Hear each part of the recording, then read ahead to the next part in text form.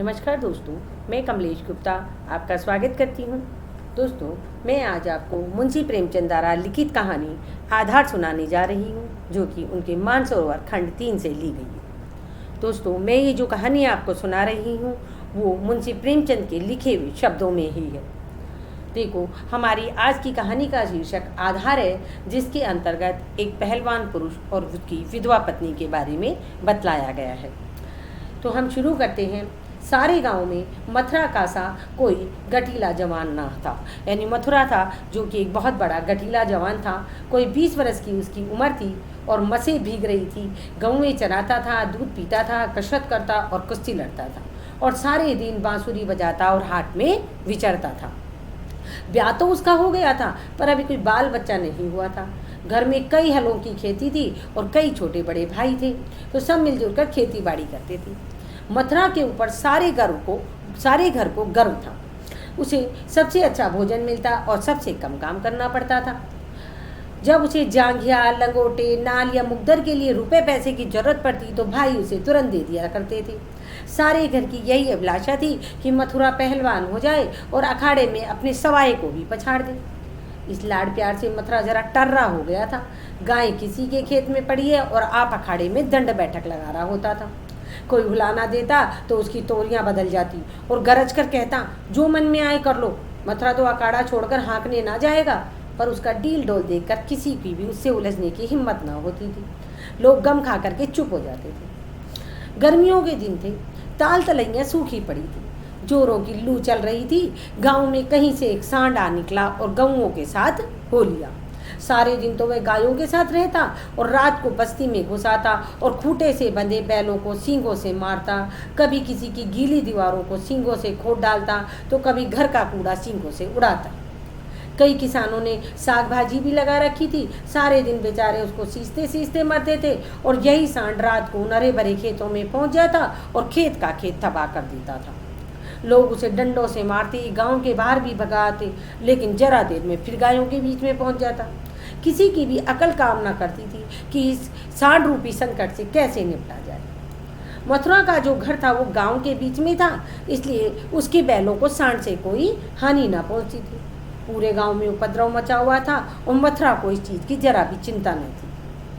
आखिर जब धैर्य का बंधन टूट गया तो एक दिन गांव वालों ने जाकर मथुरा को घेरा और बोले कि भाई, कहो तो गांव में रहो, कहो तो निकल जाए।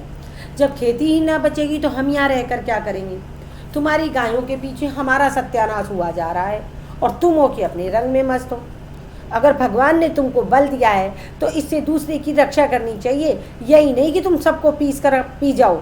सांड तुम्हारी गायों के कारण आता है और उसे भगाना तुम्हारा काम है, लेकिन तुम हो कि कानों में तेल डाले हुए ऐसे बैठे हो मानो तुमको कोई मतलब ही नहीं है। मथुरा को आज गांव वालों की दशा पर दया आ गई। बलवान मनुष्य जो होते हैं वो प्राय दयालु ही होते हैं। मथुरा बोला, अच्छा जाओ, आज ही हम सांड को भगा देंगे। एक आदमी ने कहा, दूर तक भगाना, देखो कहीं लौट कर ना आ जाए। मथुरा ने लाठी कंधे पर रखते हुए कहा, अब लौट कर ना आएगा वह। चिलचिलाती दोपहरी थी। मथुरा सांड को भगाए लिए जाता था। दोनों पसीने में तर थे। सांड बार बार गांव की ओर घूमने की चेष्टा करता, लेकिन मथुरा उसका इरादा ताड़ते ही दूर से ही उसकी राह छेक देता। सांड क्रोध से उन्मुक्त होकर कभी पीछे मथुरा पर तोड़ करना चाहता था, लेकिन उस समय मथुरा सामना बचाकर बगल से ताबड़तोड़ इतनी लाठियां जमाता कि सांड को फिर भगाना पड़ता। कभी दोनों अरहर के खेतों में दौड़ते तो कभी झाड़ियों में। अरहर की खूंटियों से मथुरा के पांव लहूलुहान हुए जा रहे थे। झाड़ियों में उसकी धोती फट गई, पर उसे इस समय उस सांड का पीछा करने के सिवाय और कोई सुधि न थी। गांव पर गांव आते और निकल जाते। आज मथुरा ने निश्चय किया कि इसे नदी पार भगाए बिना दम न लूँगा। मथुरा का कंठ सूख गया, आंखें लाल हो गई, रोम रोम से चिंगारियाँ सी निकलने लगी, दम उखड़ गया। लेकिन वह एक क्षण के लिए भी दम न लेता और 2-2.5 घंटों की दौड़ के बाद जाकर के उसे दूर नदी नजर आई। यही हार जीत का आज फैसला होने वाला था। यही दोनों खिलाड़ी यानी कि सांड और मथुरा अपने दांव पेच के जोहर दिखाने वाले थे। सांड सोच रहा था, अगर नदी में उतरा तो यह मार ही डालेगा, एक बार जान लड़ाकर वापस लौटने की कोशिश तो करनी चाहिए। मथुरा सोचता था, अगर ये सांड लौट पड़ा तो अपनी इतनी मेहनत व्यर्थ जाएगी और गांव में लोग हंसी उड़ाएंगे, वो अलग। दोनों अपने अपने घात में थे। सांड ने बहुत चाहा कि तेज दौड़कर आगे निकल जाऊं और वहाँ से पीछे को फिरूं, पर मथुरा ने उसे मुड़ने का मौका न दिया। उसकी जान उस वक्त सुई की नोक पर थी। एक हाथ भी चूका तो प्राण गए, जरा पैर फिसला तो फिर उठना नसीब न होगा। आखिर मनुष्य ने पशु पर विजय पा ही ली और सांड को नदी में घुसने के सिवाय कोई उपाय न सूझा। मथुरा भी उसके पीछे नदी में बैठ गया और इतने डंडे लगाए उसके कि उस मथुरा की लाठी ही टूट गई। अब मथुरा को जोरों की प्यास लगी। उसने नदी में मुंह लगा दिया और इस तरह हाँक हाँक कर पानी पीने लगा मानो सारी नदी को पी जाएगा। उसने अपने जीवन में इतना पानी कभी ना पिया और ना ही उसे पानी इतना अच्छा लगा और ना कभी उसने इतना पानी पिया। मालूम नहीं 5 सेर पानी पी गया या 10 सेर, लेकिन पानी गर्म था कि प्यास बुझती ना थी। लेकिन जरा देर में फिर नदी में उसने मुंह लगा दिया और इतना पानी पिया कि पेट में सांस लेने की जगह ही ना बची और तब गीली धोती कंधे पर डालकर घर की ओर चल पड़ा। लेकिन मथुरा 10-5 कदम ही चला, पेट में मीठा मीठा दर्द होने लगा। उसने सोचा कि दौड़कर पानी पीने से अक्सर ऐसा दर्द हो ही जाता है, जरा देर में दूर जाएगा, जरा देर में दर्द दूर हो जाएगा। लेकिन दर्द तो बढ़ने लगा। अब मथुरा का आगे जाना कठिन हो गया।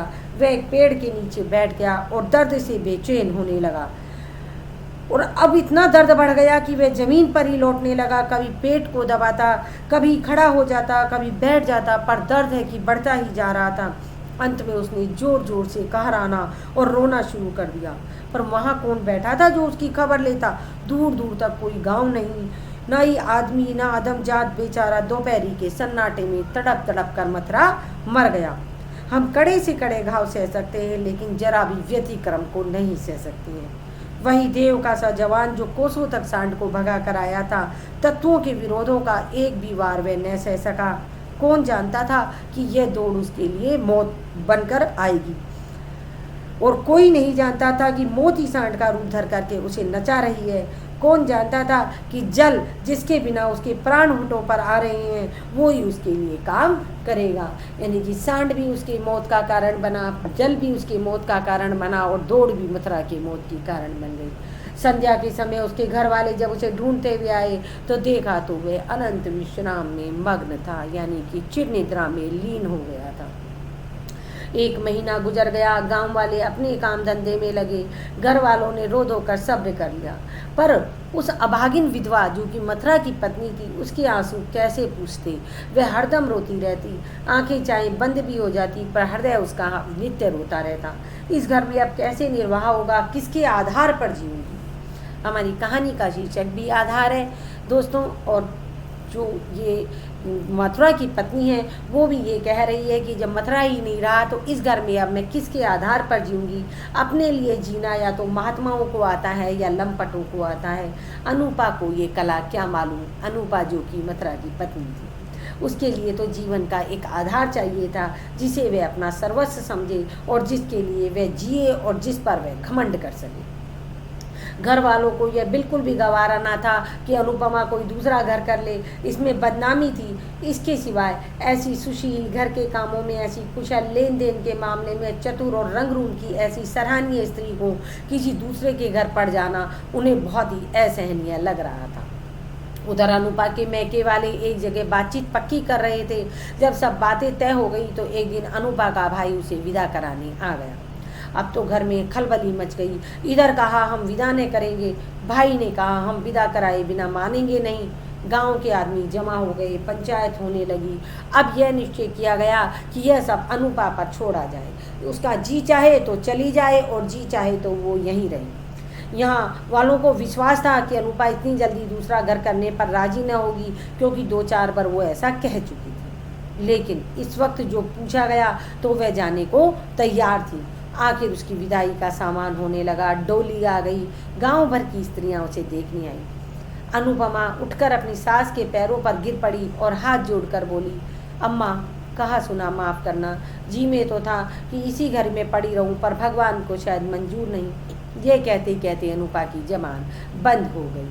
सास करुणा से विहल हो उठी और बोली, बेटी जहाँ जाओ वहाँ सुखी रहो। हमारे भाग्य ही फूट गए, नहीं तो क्यों तुम्हें इस घर से जाना पड़ता। भगवान का दिया सब कुछ है, पर उन्होंने जो नहीं दिया उसमें अब अपना क्या बस है। आज तुम्हारा देवर सियाना होता तो बिगड़ी बात बन जाती। तुम्हारे मन में बैठे तो इसी को अपना समझो, पालो पोसो बड़ा करो, इसी से तुम्हारी सगाई कर दूंगी। यह कहकर उसने अपने सबसे छोटे लड़के वासुदेव से पूछा, क्यों रे भौजाई से सगाई करेगा? वासुदेव की उम्र 5 साल से अधिक न थी, अब कि उसका ब्याह होने वाला था, बातचीत हो चुकी थी, तो बोला, तब तो दूसरे घर ना जाएगी ना? माँ, नहीं, जब तेरे साथ ब्याह हो जाएगा तो क्यों जाएगी? वासुदेव बोला, तब तो मैं भौजाई के साथ ब्याह करूँगा। माँ बोली, अच्छा, उससे पूछ, वो तुझसे ब्याह करेगी क्या? वासुदेव अनुपा की गोद में जा बैठा और शर्माता हुआ बोला कि भौजाई, हमसे ब्याह करोगी ना? यह कहकर वह हंसने लगा, और लेकिन अनुपा की आंखें डबडबा गई और वासुदेव को छाती से लगाती हुई बोली, अम्मा दिल से कहती हो। सास बोली, मेरे भगवान जानते हैं अनुपा, आज से यह मेरे हो गई। सास, हाँ, सारा गांव देख रहा है। अनुपा बोली, तो भैया से कहला भेजो, घर जाए, मैं उनके साथ ना जाऊंगी। अनुपा को जीवन के लिए किसी आधार की ज़रूरत थी और वह आधार उसे मिल गया। सेवा मनुष्य की स्वाभाविक कृति होती है और सेवा ही उसके जीवन का आधार है। अब अनुपा ने अपने देवर वासुदेव को पालना पोसना शुरू किया। उपटन और तेल लगाती, दूध रोटी मल कर खिलाती। आप तालाब नहाने जाती तो उसे भी नहलाती, खेत में जाती तो उसे साथ ले जाती। थोड़े दिनों में वह इतना हिल मिल गया कि वो एक क्षण के लिए भी उसे ना छोड़ता। अपनी माँ को तो वह भूल ही गया। कुछ खाने को जी करता तो अनुपा से मांगता, खेत में मार खाता तो रोता हुआ अनुपा के पास आता। अनुपा ही उसे सुलाती, अनुपा ही उसे जगाती। बीमार होता तो अनुपा की गोद में ही बदलू वैद्य के घर जाती और वही दवाई पिलाती। गांव के स्त्री पुरुष उसकी इस प्रेम तपस्या को देखकर दांतों तले उंगली दबाते। पहले बिरले ही किसी को उस पर विश्वास था। लोग समझते थे 1-2 साल में इस बच्चे से इसका जी उठ जाएगा, फिर किसी तरफ का रास्ता कर लेगी। इस दूध मुँहे बालक के नाम पर कब तक बैठी रहेगी? लेकिन सारी आशंकाएं लोगों के निर्मूल निकली। अनुपा को किसी ने भी अपने व्रत से विचलित होते हुए नहीं देखा। जिस हृदय में सेवा का स्रोत बह रहा था, स्वाधीन सेवा का, उसमें वासनाओं के लिए स्थान कहाँ? वासना का वार निर्मम, आशाहीन और आधारहीन प्राणियों पर होता है। चोर की अंधेरे में ही चलती है, उजाले में कभी नहीं चलती। वासुदेव को भी कसरत का शौक था। उसकी शक्ल सूरत मथुरा से मिलती जुलती थी। डील डोल भी बिल्कुल मथुरा जैसा ही था। उसने फिर अखाड़ा जमाया और उसकी बांसुरी की तानें फिर खेतों में गूंजने लगी। इसी भांति 13 वर्ष बीत गए। वासुदेव और अनुपा की सगाई की तैयारियां होने लगी। लेकिन अब अनुपा वह अनुपा न थी जिसने 14 वर्ष पहले वासुदेव को पति भाव में देखा था। अब उस भाव का स्थान मातृत्व भाव ने ले लिया। इधर कुछ दिनों से वह गहरे सोच में डूबी रहती। सगाई के दिन जो जो निकट आते उसका दिल बैठा करता। अपने जीवन में इतने बड़े परिवर्तन की कल्पना से उसका कलेजा दहल उठता। जिसे बालक की भांति पाला पोसा, उसे पति बनाते हुए लज्जा से उसका मुख लाल हुए जाता था। आज द्वार पर नगाड़ा बज रहा है, बिरादरी के लोग जमा हैं, घर में गाना बजाना हो रहा है। आज सगाई की तिथि थी। सहसा अनुपा ने जाकर सास से कहा कि अम्मा, मैं तो लाज के मारे मरी जाती हूँ। तो सास ने भौचक्की होकर पूछा, क्यों बेटी, क्या है? अनुपा बोली, मैं ये सगाई ना करूँगी माँ। सास बोली, कैसी बात करती हो बेटी, सारी तैयारी हो गई, लोग सुनेंगे तो क्या कहेंगे? अनुपा बोली, चाहे जो कहे, जिसके नाम पर मैं 14 बरस बैठी रही उसी के नाम पर मैं अभी भी बैठी रहूँगी। मैंने समझा था मर्द के बिना औरत से रहा नहीं जाता। मेरी तो भगवान ने इज्जत आबरू से निभा कर दी। अब नई उम्र के तो मेरे दिन कट गए, अब कौन चिंता है? वासुदेव की सगाई कोई अच्छी लड़की खोज कर दो।